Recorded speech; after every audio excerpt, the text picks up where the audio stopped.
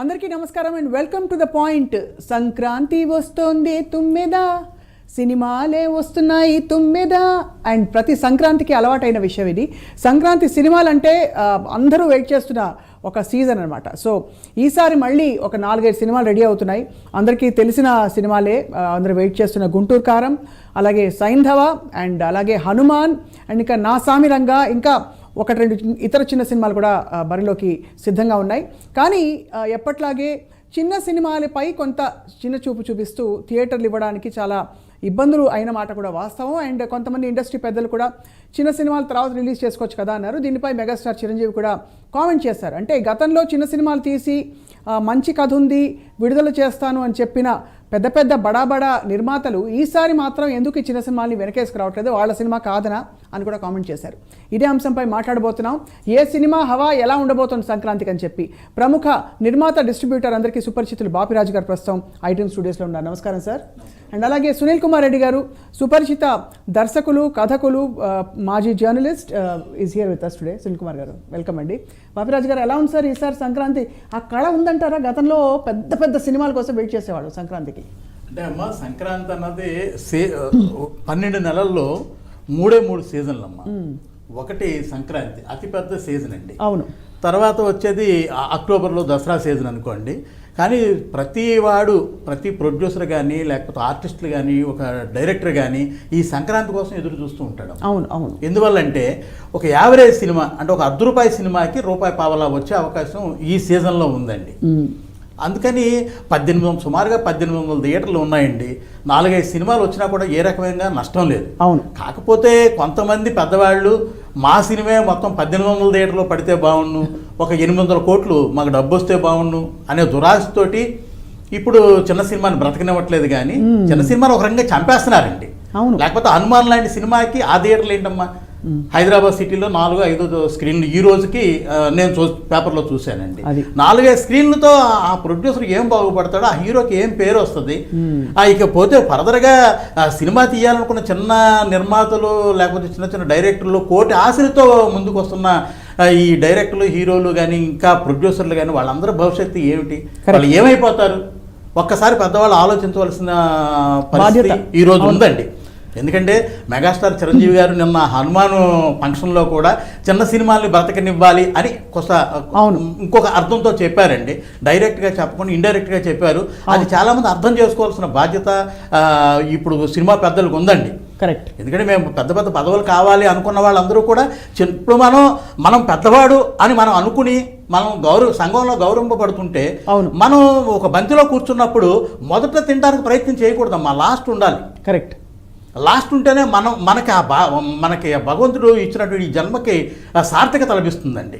అంటే బాపిరాజు గారు, మీరు ఎవరిని ఉద్దేశించి అంటున్నారు? పెద్దవాళ్ళు అంటే ఇక్కడ ఒక వ్యక్తిని నేను ఉద్దేశించట్లేదమ్మా, అసలు జరుగుతున్న యథార్థాన్ని మీ ముందు ఉంచుతున్నారు. అదే అర్థమైంది.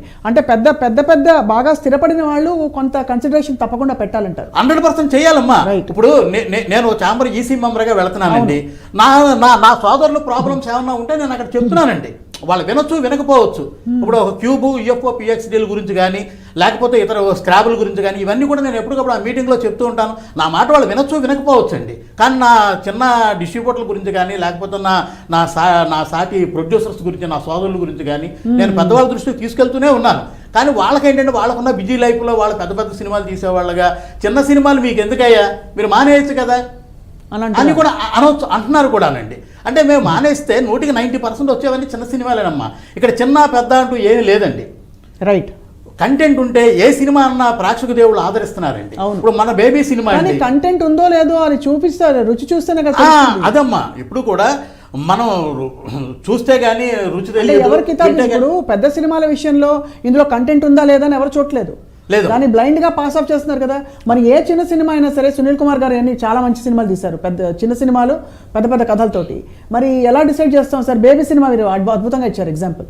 బేబీ సినిమా బాగా ఆడలేదు, ఎంత బాగా ఆడింది మొన్నమ్మ. ఒక సెంటర్లో 12 థియేటర్లు ఉంటే 5-6 థియేటర్లు ఫుల్ వచ్చిందమ్మా. అది చాలా వరకు గీతా వాళ్ళు రిలీజ్ చేశారు. అరవింద్ గారి సంస్థ నుంచి అది బయటకు వచ్చింది. మరి ఎన్ని కోట్లు కలెక్ట్ చేసిందండి? అది ఆ మాత్రమే మనం ఆలోచించాలిగా. ప్రతి వాడికి కొంత అవకాశం ఇవ్వండి. అది బాగోపోతే మరుసటిలో తీసి మళ్ళీ రెగ్యులర్గా ఉన్న సినిమానే వేసుకుంటామండి. రైట్. అసలు మనం థియేటర్ ఇవ్వకుండా నీ సినిమా పనికిరాదు నువ్వు తర్వాత రా అంటాం న్యాయం కాదండి. రైట్. మరి మనం నలుగురిని ఒకే రకంగా చూడాలండి, అది పెద్ద మనసు తరహా. అంటే ఇక్కడ ఎవరి చేతుల్లో ఉండే థియేటర్స్ గురించి కూడా మాట్లాడాలి మనం. సునీల్ కుమార్ గారు, మౌలికంగా ఈ టాపిక్ కొత్త కాదు మనకి, చాలాసార్లు మనం డిస్కస్ చేసాం. ఏముంటుంది సార్ ఈసారి సంక్రాంతి సినిమాలు బరిలో ఉన్న సినిమాలు చూస్తే? ఈసారి సినిమాలు ఒక రకంగా 4 కూడా ఒక పెద్ద రేంజ్ ఉన్న cinema in terms of Hanuman. ఇప్పుడు విక్టిమ్గా మనకు కనిపిస్తున్నప్పుడు కూడా హనుమాన్ కూడా ఒక మంచి స్పాన్ ఉన్న సినిమా.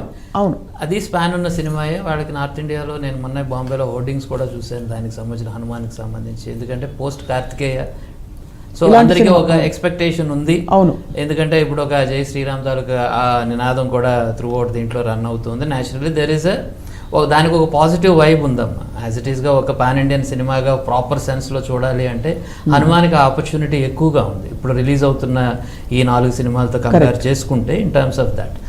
ఆ ఆస్పెక్ట్లో చూస్తే దానికి కూడా కొంత స్పేస్ ఇవ్వాల్సిన అవసరం ఉంది. బాపిరాజ్ గారు చెప్పినట్టు అంటే ఇక్కడ కేవలం ప్రొడ్యూసర్స్ పాయింట్ ఆఫ్ వ్యూవే కాకుండా నేను ఒక ఆడియన్ పాయింట్ ఆఫ్ వ్యూలో కూడా చెప్తున్నాను. సో ఎప్పుడైనా కన్జ్యూమర్కి ఒక చాయిస్ ఇవ్వటం అన్నది ఒక బేసిక్ డెమోక్రటిక్ ప్రిన్సిపల్ ఆఫ్ మార్కెట్ని అప్రోచ్ అయ్యే ఒక పద్ధతి. సో మనం కన్జ్యూమర్కి అవకాశమే ఇవ్వకుండా ఇది తప్ప నీకు ఇంకొక దారి లేదు, నువ్వు అటుపక్క వెళ్ళినా లెఫ్ట్కి వెళ్ళినా ఆ థియేటర్లో అదే సినిమా, రైట్కి వెళ్ళినా అదే సినిమా. సో నువ్వు ఇఫ్ ఎట్ ఆల్ నువ్వు ఫ్యామిలీతో వెళ్ళాలి అంటే ఈ సినిమా తప్ప ఇంకొక చాయిస్ లేని ఒక పరిస్థితి తీసుకురావటం అన్నది it's not good as an audience. నేను అండ్ యాజ్ ఒక చిన్న ప్రొడ్యూసర్గా కానీ లేకపోతే ఒక మిగతా నేను కూడా నా వాయిస్ వినిపించాలి అనుకునే ఎంతోమంది ప్రొడ్యూసర్ల నా మైండ్ సెట్ ఉన్నప్పుడు ఒక క్యాచ్మెంట్ ఏరియా ఒకటి హ్యూజ్గా వస్తున్నప్పుడు మనం కూడా కొద్దో గొప్ప యూఫోరియాని క్యాప్టివేట్ చేద్దాం.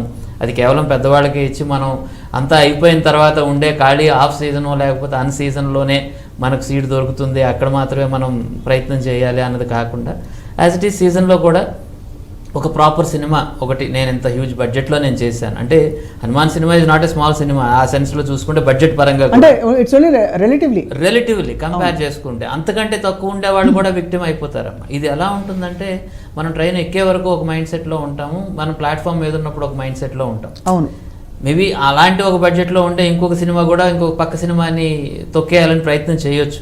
జస్ట్ అ మ్యాటర్ ఆఫ్ అంటే మనం సెలెక్టివ్ అమ్నీషియా మనం బిహేవ్ చేస్తూ ఉంటాం.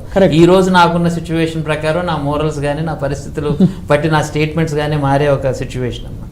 సో ఇలాంటి దీంట్లో యాజ్ అ మనం ఇంతకుముందు గవర్నమెంట్లో కూడా మోనోపలీకి ఎగ్నెస్ట్గా ఒక రూల్ తీసుకున్నట్టే సో దట్ ఒక్కడే బాగా డబ్బులు ఉన్నవాడు మోనోపలీని మార్కెట్ మొత్తం క్యాప్చర్ చేయకుండా competition is always required for a good product to happen. అది కావాలి అంటే నలుగురికి స్పేస్ ఇవ్వాలి. బాపిరాజ్ గారు చెప్పినట్టు బాగోలేదనుకోండి మనం ఎవరిని కూడా వీ కెనాట్ బెగ్ ఆడియన్ మీరు వచ్చి చూసేయండి అని మనం ఎవరిని అడగలేం. We can just put our poster and wait for the audience. వాళ్ళు వచ్చి చూసి దాన్ని అప్రిషియేట్ చేస్తే మనం డబ్బులు తీసుకోవాలి తప్ప యూ క్యాన్ ఫోర్స్ దెమ్. అలాంటి ఒక సినారియోలో ఒక ఓపెన్ మార్కెట్లో అందరికీ కూడా ఒక వాయిస్ ఇవ్వాల్సిన బాధ్యత ఉంది. దానికి ఒక రెగ్యులేటివ్ ఫోర్స్ ఏమిటి అంటే మనకున్నది ఛాంబర్ ప్రొడ్యూసర్ కౌన్సిల్. అవును, we cannot ask that government వచ్చి ప్రతి ఒక్క షాప్ దగ్గరికి కూర్చొని మీరు ఎలా సర్దని ఆర్బిట్రేషన్ చేయాలి అని మనం ఎక్స్పెక్ట్ చేయకూడదు. ప్రతి ట్రేడ్ బాడీ కూడా తనంతటి తాను ఒక సెల్ఫ్ డిసిప్లిన్ మెజర్మెంట్ తీసుకోవడం కోసమే మనం ఒక ఛాంబర్ కానీ ఒక ప్రొడ్యూసర్ కౌన్సిల్ కానీ పెట్టుకున్నాం. కానీ నిజంగానే అంటే కౌన్సిల్ కానీ ఛాంబర్ కానీ చేయగలుగుతున్నా బాపిరాజ్ గారు, సునీల్ కుమార్ గారు అన్నట్టు? అంటే అమ్మా ఇప్పటి వరకు కొంతవరకు చేశారమ్మా. ఎందుకంటే ఉదాహరణకి అంటే ఇప్పుడు ఈ బరిలో నాకు తెలుగు సినిమాలు 5 ఉన్నాయమ్మా. ఈ 5 కూడా సంక్రాంతికి రిలీజ్ అవ్వాలని అనుకున్న సినిమాలే. సరే రవితేజ గారి సినిమా ఏగలు వాళ్ళ పెద్ద మనసుతో వాళ్ళ పక్కకి వెళ్ళారు, ఫిబ్రవరి 9వ తారీఖు చేస్తానన్నారంటే ఇప్పుడు మనకి 4 ఉన్నాయి. ఈ 4లో ఈ హనుమాన్తో 4, ఈ ఏలియన్ అనే ఒక సినిమా ఏదో వస్తుందమ్మా. అవును, ఐలాన్తో 5 అవుతాయండి. వీటికి ఒక రకంగా న్యాయబద్ధంగానే వ్యవహరించిందండి.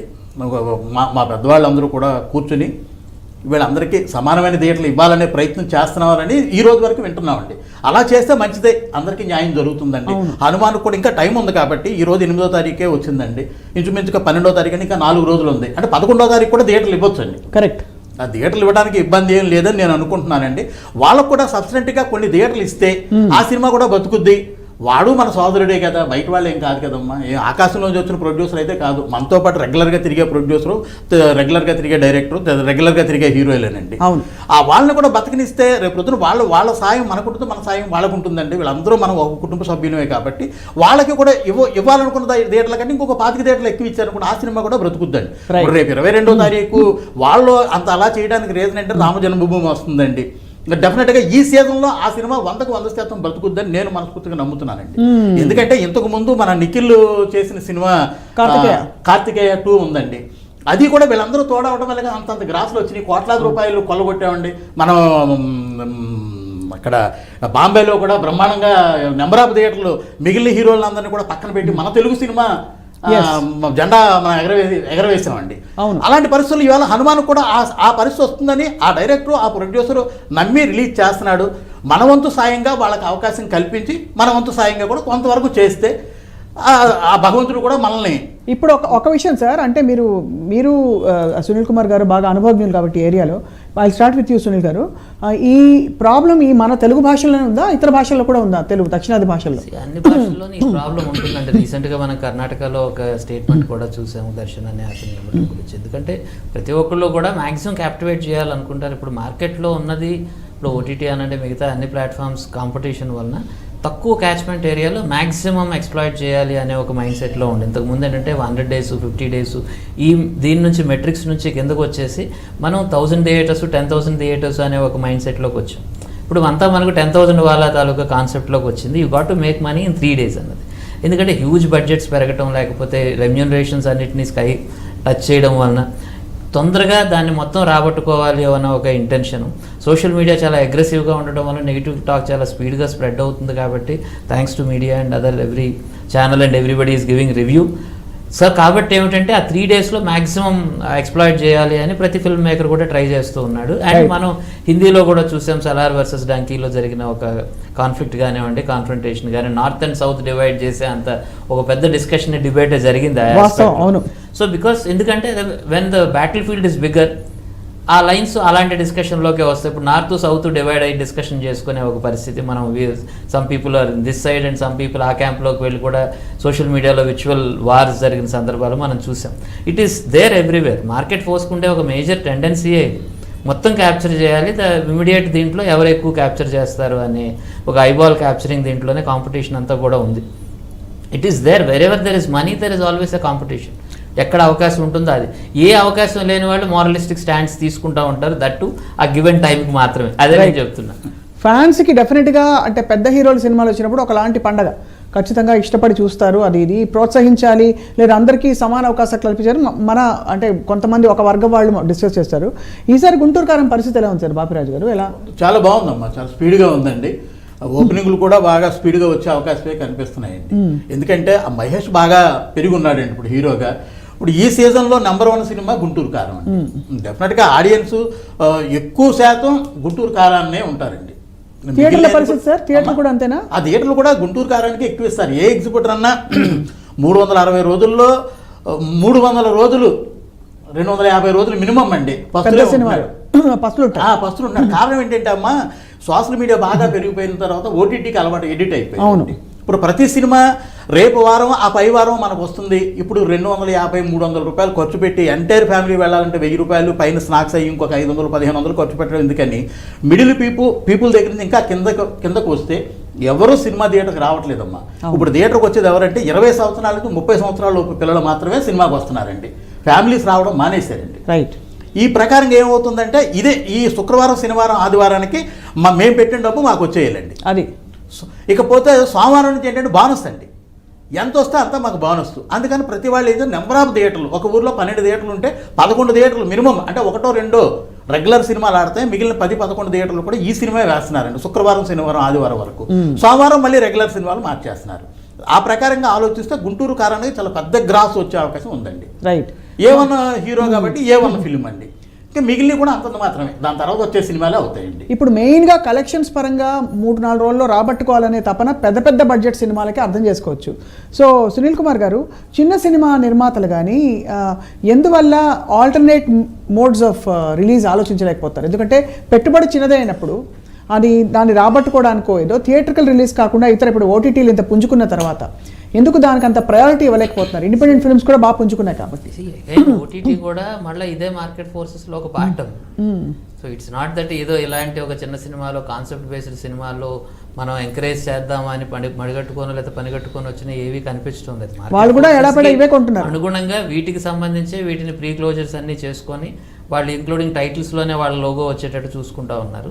మిగతా సినిమాలన్నీ కూడా రిలీజ్ అయ్యి మీరు ప్రూవ్ అయిన తర్వాత రండి మా దగ్గరికి అని.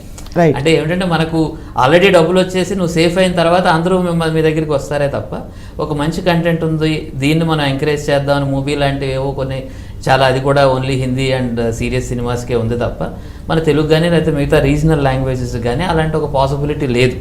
అండ్ అన్ఫార్చునేట్లీ మన ఆడియన్స్ కూడా ఇప్పుడు మన మలయాళం ఇండస్ట్రీలో మన కథలు కానీ లేకపోతే మీరు ఇలాంటి సినిమాలని యాక్సెప్ట్ చేసి థియేట్రికల్ ఆడియన్స్గా మనం డబ్బులు ఇద్దాము, ఎంకరేజ్ చేద్దాము అనే ఒక మైండ్ సెట్ కూడా మనకు తక్కువగానే ఉంది అన్ఫార్చునేట్లీ. బట్ ఎప్పుడూ ఎగ్జామ్షన్స్ ఉంటాయి మన ప్రతి తాలూకా కేసుకి కూడా. బట్ సినిమా అనేది ఫిల్మ్ మేకర్కి ఎప్పుడూ కూడా ఒక డ్రీమ్ అమ్మ, to give a larger than life feel. అదే కరెక్ట్, అది ఇవ్వాలనే. ఎందుకంటే బికాస్ నేను సినిమాకి ఓటీటీకి మనం మెయిన్ డిఫరెన్స్ చూసామంటే ఓటీటీలో ఆడియన్కి ఎక్కువ కమాండ్ ఉంటుంది, థియేటర్లో ఫిల్మ్ మేకర్కి ఎక్కువ కమాండ్ ఉంటుంది. Correct. You can make them SIT. ఇక్కడ ఏమిటంటే he can make you pause. Super star అయినా కానీ మన పాజ్ బటన్కి పనిచేయాల్సిందే ఓటీటీలో. Correct. బట్ వెరస్ థియేటర్లో ఆ కమాండ్ ఒక డైరెక్టర్గా ప్రొడ్యూసర్గా కోరుకోవడం తప్పేం కాదు. చాలా వ్యాలిడ్ పాయింట్ చెప్పారు సునీల్ కుమార్ గారు. మామూలుగా సార్ మనకి ఒక పెద్ద సినిమా ఒక చిన్న సినిమా ఉన్నప్పుడు అవును, ఒకే ఒకే అంటే వ్యక్తి ఒకే బ్యానర్ కింద వస్తున్నాయి ఈ సినిమాలు, ఎలా ఉంటుంది వాళ్ళ థింకింగ్, ఎలా ఉంటుంది మీ థింకింగ్ ఎలా ఉండును? అంటే అమ్మా ఒక పెద్ద సినిమా ఒక చిన్న సినిమా అన్నప్పుడు సినిమా కంటెంట్ బాగుంటే పెద్ద సినిమా కంటే కూడా చిన్న సినిమా ఎక్కువ పే చేసే అవకాశం ఉంది. నేను ఇందాక మీకు అదే బేబీ సినిమా గుర్తు చేశాను. కరెక్ట్. గతం నుంచి కూడా మన చిన్నతనం నుంచి లేకపోతే మన తండ్రుల చిన్నతనం నుంచి కూడా చిన్న సినిమా పెద్ద సినిమా అంటూ ఆడియన్స్ దృష్టిలో ఉండదమ్మా. పెద్ద సినిమా అన్నది ఏంటంటే అది మార్నింగ్ షో వరకేనండి. అదే మార్నింగ్ షో దాటిన తర్వాత బ్రహ్మోత్సవం అన్నా అవ్వచ్చు, లేకపోతే ఇంకోటి అన్నా అవ్వచ్చు అండి. ఏదైనా మార్నింగ్ షో తర్వాత ఏ హీరో అయినా ఒకటేనమ్మా. మన చిరంజీవి గారి సినిమా వచ్చింది వాల్తేరు వీరయ్య, పెద్ద హిట్ అండి. మరి దానికి ముందు వచ్చిన సినిమా అండి గొల్లుమని గోడ పెట్టారు. అవునవును. అందుకని ఎప్పుడు కూడా చిన్న పెద్ద అన్నది మనలోనే ఉందమ్మా, ఆడియన్స్లో అయితే లేదు. వాళ్ళకి నచ్చితే వాళ్ళు అనుకున్న 250 రూపాయలు 200 రూపాయలు కూడా టికెట్ ధర పెట్టి కొని సినిమా చూస్తారండి. అవును. ఇకపోతే నేను కోరుకునేది ఏంటంటే మీ ద్వారా గవర్నమెంట్ వారిని దీన్ని నియంత్రించాలంటారా? ఇది డెఫినెట్గా నియంత్రించాలి. ఎందువల్లంటే చిన్నవాడి సినిమా చూడలేని పరిస్థితికి వచ్చిందండి. ఒక ఫ్యామిలీ సినిమాకి వెళ్ళాలంటే ఆ రేట్ల మీద సినిమా చూడలేరండి. చిన్న సినిమాకు ఒక రేటు, పెద్ద సినిమాకు ఒక రేటు అనేది గవర్నమెంట్ నుంచి రావాలి. అవును. చిన్నవాళ్ళకి కనీసం 4 షోలు 5 షోలు ఇప్పుడు పర్మిషన్ ఉందండి. 5 షోలు ప్రతిరోజు వేసుకోవడానికి పర్మిషన్ గవర్నమెంట్ ఇచ్చింది. అవును. ఈ 5 షోల్లో ఒక్క షో చిన్న సినిమాకి ఇచ్చి ఆ చిన్న సినిమా రేట్లు ఒక 100 రూపాయలు, 75 రూపాయలు, ఒక 50. ఇప్పుడు ఈరోజు టికెట్ కొనాలంటే నెల 100 రూపాయలు అమ్మా. బెంచ్ 120 రూపాయలు, 150 రూపాయలు. క్లాస్ టికెట్ 200 రూపాయలు అండి. ఇప్పుడు ఈ ఫ్లోర్ టికెట్లు మినిమం అండి ఒక 20-25 ఉంటాయి. అవును. ఆ చిన్నవాళ్ళు ఎక్కడ సినిమా చూడగలుగుతారండి? వాళ్ళకి ఎక్కడ 100 రూపాయలు పెట్టుకున్నా కూడా టికెట్ దొరకదండి. అంటే 200 రూపాయల టికెటే కొనాలి. ఒక చిన్న సినిమా నాలాంటి వాడి సినిమా బ్రతకాలి అంటే అసలు అవకాశమే లేదండి. ఒక 10 మంది వస్తే వాళ్ళ సినిమా వేస్తారు, ఒక 4-5 మూస్తే సినిమా లేదంటారు. అవును. ఆ పరిస్థితి వస్తుందండి. దానికి గవర్నమెంట్ కాస్త ఉక్కుపాదం మోపి, అంటే అయితే అతివృష్టి లేకపోతే అనావృష్టి అన్నట్టు ఇచ్చారు 5 రూపాయలు 10 రూపాయలు 15 రూపాయలకి సినిమా చూపించండి అన్నారు. ఇప్పుడు 400 250 రూపాయలు 300 రూపాయలు మళ్ళీ అమ్ముకోమని వాళ్ళే చెప్తున్నారు. ఇది ఎంతవరకు న్యాయం? అందుకని నేను అడిగేది ఏంటంటే మీకు ఒక్క షో మీరు మాకు పర్మిషన్ ఇచ్చారు కాబట్టి ఈ ఒక్క షో చిన్న సినిమాకి ఇచ్చి ఈ ఒక్క షోలోనూ మినిమం ఒక 100 రూపాయలు 50 రూపాయలు 25 రూపాయలు అనే రేట్లు ఇస్తే ప్రతి సినిమా బ్రతుకుద్ది. దీనివల్ల బోర్డంత ట్యాక్స్ అండి. 190 మంది చిన్న సినిమా తీసే ప్రొడ్యూసర్లు ఉన్నారండి. రైట్. వాళ్ళ 90 మంది ఇంకా 180 మంది అయ్యే అవకాశం కూడా ఉంది. ఎందుకంటే పెట్టిన 1 కోటి రూపాయలకి ఆ 1,25,00,000 మినిమం 4 రూపాయలు వడ్డీ వచ్చింది అనుకోండి, ప్రతి వాడు సినిమా చేస్తాడు. ఇది వడ్డీ రాకపోగా పెట్టిన 1 కోటి రూపాయలు పోతే వాడి సినిమా ఇండస్ట్రీలో ఎక్కడ ఉంటాడమ్మా?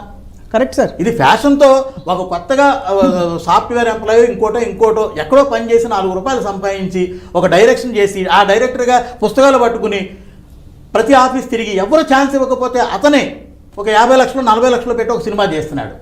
చివరిలో భార్య పుస్తకాలు కూడా అమ్మి పెట్టుబడి పెట్టి ఫస్ట్ కాపీ తీసుకొస్తున్నాడు. పబ్లిసిటీకి డబ్బులు ఉంట్లా.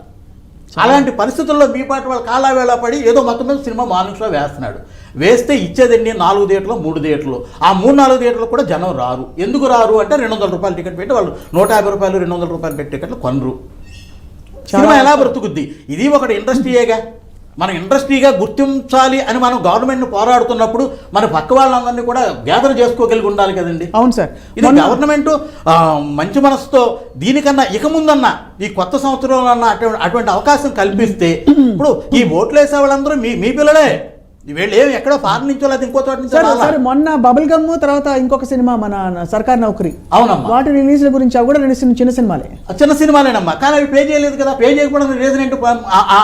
మీరు చెప్పిన బబుల్ గమ్ ఎంత పబ్లిసిటీ చేశారండి, కోట్లాది రూపాయల డబ్బు ఖర్చు పెట్టి బ్రహ్మాండమైన పబ్లిసిటీ చేశారు. ఒక పెద్ద సినిమా కంటే ఎక్కువ పబ్లిసిటీ చేశారండి, కానీ ఆ సినిమా ఆడలేదు కదా. ఎందుకు ఆడలేదంటారు? అదే రేట్ల ప్రాబ్లం అమ్మా. రేట్ల ప్రాబ్లం. మీరు 100 రూపాయలు పెట్టి చూడండి, ప్రతి థియేటర్ కలకల్లాడుద్దండి.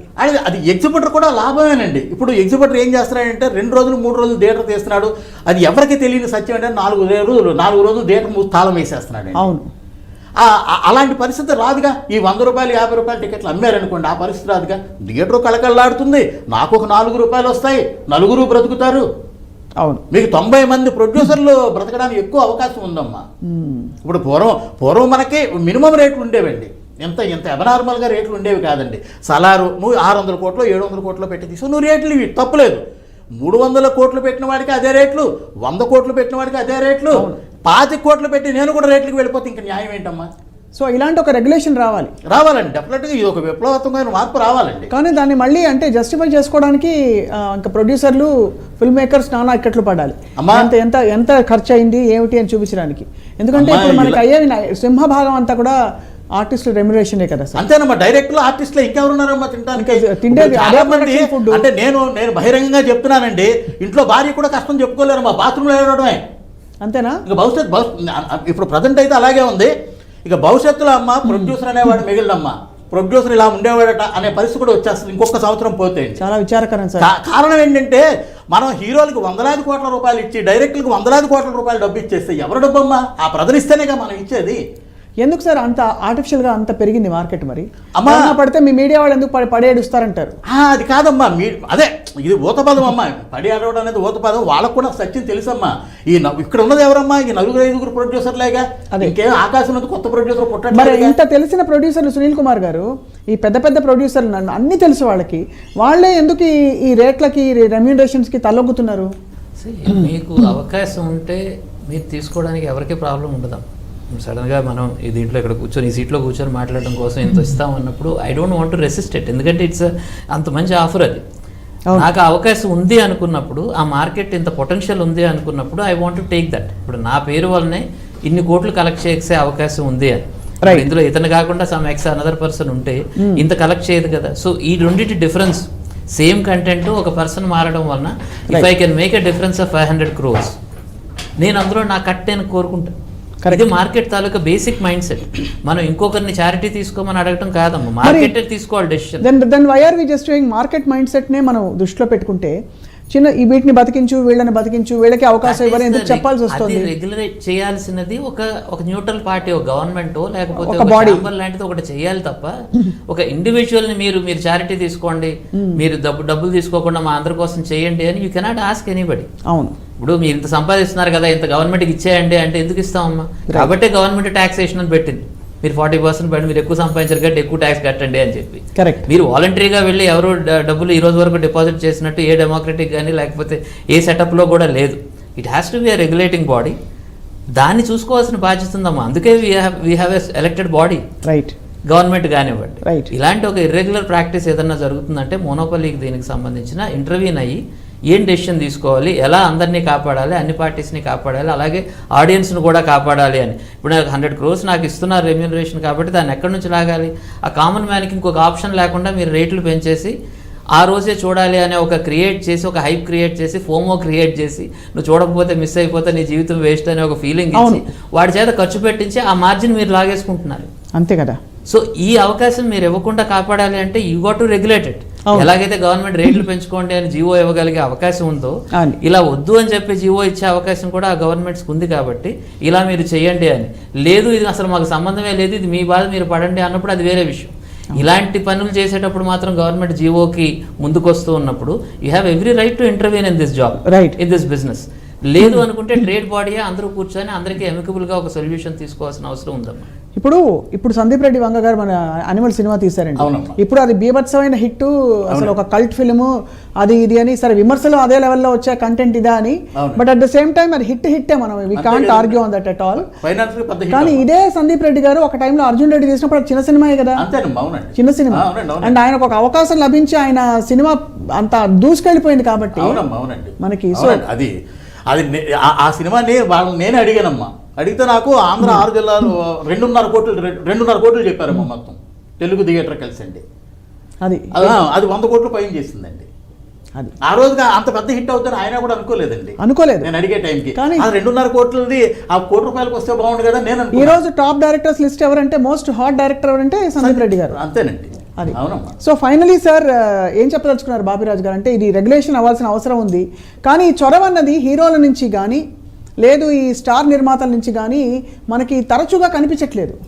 మా హీరోలు మాకెందుకు, మాది వస్తే చాలు, మా డబ్బులు మాకు వస్తే చాలు, మా ఇమేజ్ తప్పలేదు కూడా, ఎందుకంటే వాళ్ళు ఒక కమర్షియల్ ఫీల్డ్లో ఉన్నారు. కానీ ఎలా చేస్తారు వాళ్ళకి? ఒకటమ్మా, హీరోలు మేము ఇస్తున్నాం అంటే తీసుకోవడానికి ఎప్పుడు రెడీగా ఉంటారమ్మా. అలాగే డైరెక్టర్లు కూడా అదే పరిస్థితిలో ఉన్నారండి. ఇవాళ డైరెక్టర్ కూడా 100 కోట్లు డిమాండ్ చేస్తున్నాడంటే, అసలు 100 కోట్లు ఒక చోట పెడితే అసలు ఎంత ఉంటుంది? అవును, ఒకసారి అవగాహన ఉందండి. రామారావు నాగేశ్వరరావు టైంలో గోను సంచుల్లో తెచ్చి డబ్బు ఇచ్చేవారు కాబట్టి అమ్మ ఇంత డబ్బు వచ్చిందా అనిపించదండి. ఈ రోజులు ఏంటంటే ఓ సింగిల్ ట్రాన్స్ఫర్తో సరిపోతుందండి ఏదో ఒక ప్రాపర్టీ. ఆ రకంగా ఇప్పుడున్న పరిస్థితుల్లో అమ్మ ఈ ప్రొడ్యూసర్లు, ఇక్కడున్న ఈ పెద్ద ప్రొడ్యూసర్లే ఒక్కసారి ఆలోచించాలమ్మా. మనం ఇంతంత డబ్బు పెట్టి సినిమాలు తీస్తే మనకు మిగిలేది ఏమిటి? మనం 4-5 సినిమాలు ఒకేసారి స్టార్ట్ చేస్తున్నాం. అవును, 4-5 సినిమాలు స్టార్ట్ చేసినప్పుడు మనకున్న శక్తి సరిపోతుందా లేదా? మనం ఎవరో ఎగ్జిక్యూటివ్ ప్రొడ్యూసర్ మీద ఇంకొకటి మీద మనం వర్క్ పురమాయించేసి మనం ఇక్కడి నుంచి డబ్బులు పంపిస్తున్నాం అండి. మనం సొంతంగా ఇప్పుడు 1 కేజీ మల్లెపూలు కావాలి అంటే నేను మైత్రివనం దగ్గరికి వెళ్ళి తెచ్చుకుంటే ఒక రేటు ఉంటుందండి, నా మనిషి వెళ్ళి తెస్తే ఒక రేటు ఉంటుందండి. ఎవరికి వాళ్ళు జాగ్రత్త వహించి ఒక సినిమా తర్వాత ఒక సినిమా చేస్తే ఇండస్ట్రీ చాలా ఆరోగ్యకరంగా ఉంటుందండి, అందరూ మంచి దారిలోకి వస్తారు. కానీ ఎవరికి వాళ్ళే 4-5 సినిమాలు పోటాపోటీగా, రాజుగారు 5 సినిమాలు చేస్తున్నారు, నేను 10 సినిమాలు చేయాలి, ఆయన 10 చేస్తున్నాడు, నేను 12 చేయాలి ఈ సంవత్సరం అనే ఆలోచనతో ముందుకు వెళితే లాస్ట్కి జరిగేది ఏంటంటేనమ్మా జీరో. అది ఫైనల్గా ఏమవుతుందంటేనమ్మా, మనం అందరం కామ్గా కూర్చుంటాం ఇక్కడే. అంటే ఈరోజు ఇది బాగా చేదుగా అనిపించవచ్చు, కానీ భవిష్యత్తు జరిగేది నా మనసుకు అనిపించదు, నేను చెప్తున్నానండి. ఇలాగే వ్యాపారం చేస్తూ ముందుకు వెళ్ళిపోతే లాస్ట్కి మన దగ్గర డబ్బు ఉండదమ్మా. సాఫ్ట్వేర్ వాళ్ళు వస్తారండి, అది వాళ్ళు వచ్చి వ్యాపారం వాళ్ళు చేస్తారు. ఈ హీరోలందరూ వాళ్ళు కూడా వెళ్ళిపోతారండి. మనం గుమస్తాగా అంటే ఈ ఇండస్ట్రీలో ఉన్నాం కాబట్టి మనం దీనికే పనికొస్తాం, ఇంకొక దానికి పనికిరాం కాబట్టి ఈ ప్రొడ్యూసర్లు అందరూ ఏం చేస్తారంటే, బాబు ఏదో పర్సంటేజ్కి మేమే సినిమా తీసి పెడతాం, డబ్బు మీరు ఇవ్వండి, మాకు ఈ పర్సంటేజ్ ఇవ్వండి అనే స్థాయి వచ్చేస్తున్నాం ఆల్రెడీ. అంటే అలా కాకపోయినా ఇప్పుడు ఆల్రెడీ మనకి చాలా డిఫరెంట్ రంగాల నుంచి చాలామంది దిగారు సార్, కొత్త వాళ్ళు సినిమా తీయాలని ఒక మోజ్, ఒక ఫ్యాన్సీ తోటి. బట్ సునీల్ కుమార్ గారు, మీ సజెషన్ ఏంటి సార్? అట్ ది ఎండ్ చిన్న సినిమాల కోసం కానీ ఇంకా రాబోయే ఈ సీజన్ అయిపోతే ఇంకా నెక్స్ట్ సీజన్ వస్తుంది ఎలాగో? అన్ఫార్చునేట్లీ ఏంటంటే ఈ సంవత్సరానికి 52 వారాలను అయితే ఎవరు మార్చలేరు. మనం వితిన్ ఈ స్పేస్లోనే అందరూ కూడా అకామిడేట్ అవ్వాలి. సో మార్కెట్ అనేది ఎక్స్పాండ్ అవుతూ ఉంటుంది. ఒక ఊరికి ఎన్ని బియ్యం షాపులు కావాలో ఊరే డిసైడ్ చేసుకుంటుంది అన్నట్టు. ఏమి కావాలి, ఎన్ని సినిమాలు కావాలి, ఏంటి అన్నది market forces are very strong అమ్మ. ఇక్కడ ఇలాంటప్పుడు ఎస్పెషల్లీ ఇలాంటి ఒక వాలటైల్ బిజినెస్లో ఉండే దాంట్లో గవర్నమెంట్ ఇంటర్వెన్షన్, ఇప్పుడు సెబీ లాంటిది ఎందుకు అక్కడ కూర్చొని బాంబేలో స్టాక్ ఎక్స్చేంజ్ని ఇది చేస్తుందంటే, because it's a gamblers field. Gamblers ఫీల్డ్కి ఒక ప్రాపర్ ఒక ప్రొటెక్షన్ దీంట్లో ఉండాలి. If you don't have a SEBI, there will be chaos. And similarly here, market lo here also you need to have oka ombudsman evaro okaru undali, oka neutral personality. Na interest endukante ee శుక్రవారం నా cinema release అవుతున్నప్పుడు నా mind set ఒకలా ఉంటుంది, నాకు సినిమాయే లేనప్పుడు లేదని మొత్తం స్ట్రైక్ చేసేద్దాం అని అంటాం. ఎందుకంటే because you have no stake to lose. Stake ఉన్న వాడి తాలూకు మైండ్ సెట్, స్టేక్ లేని వాడి తాలూకు మైండ్ సెట్లు మారిపోతూ ఉంటాయి. ఎవ్రీ ఫ్రైడే మొరాలిటీస్ మారిపోతూ ఉండే ఇండస్ట్రీ ఇది. So we need to have a neutral people or a agency to look after everything, right? ఎందుకంటే because it's a very important thing for Indian society. cinema అనేది it's a gluing factor and moreover it provides employment. అంటే ఎంతమందికి ఉపాధి కల్పిస్తున్న ఒక చాలా విస్తరిస్తున్న cinema రంగం గురించి తప్పకుండా ఏదో ఒక దీనికి ఒక తీరుతెన్ను కానీ ఈ రిలీజులకి సంబంధించిన ఒక డాక్యుమెంట్ ఒక మాడ్యూల్ అయితే రావాల్సిన అవసరం ఉంది సార్. ధన్యవాదాలు బాపిరాజు గారు, ధన్యవాదాలు సునీల్ కుమార్ రెడ్డి గారు, Thank you. ఇద్దరికి ధన్యవాదాలు, నమస్కారం. Thank you so much for sharing your valuable insights. అది వాటి టు ద పాయింట్. మళ్ళీ కలుద్దాం. Thank you all for watching.